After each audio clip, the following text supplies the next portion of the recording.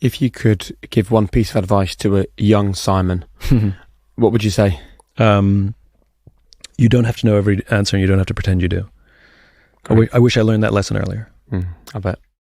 What's the most valuable piece of advice you've ever received? I mean, the most valuable, I don't know, but I can give you one or two very valuables. Get over yourself. When I'm complaining about something and somebody leans over and just get over yourself. Like, that's your sister. I think that is, and sometimes I'll catch myself doing it to myself. Like, I'm whining about something. I'm like, get over yourself.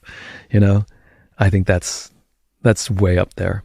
Another one that I got that I live by.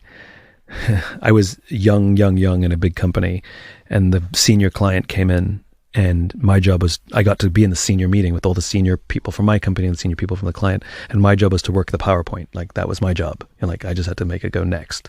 But I worked on the account every day, so sometimes they were talking about something, and because I was in the weeds and they weren't, I would offer up some answers, not because I was trying to impress anybody, it's just because I actually knew what was going on and they didn't.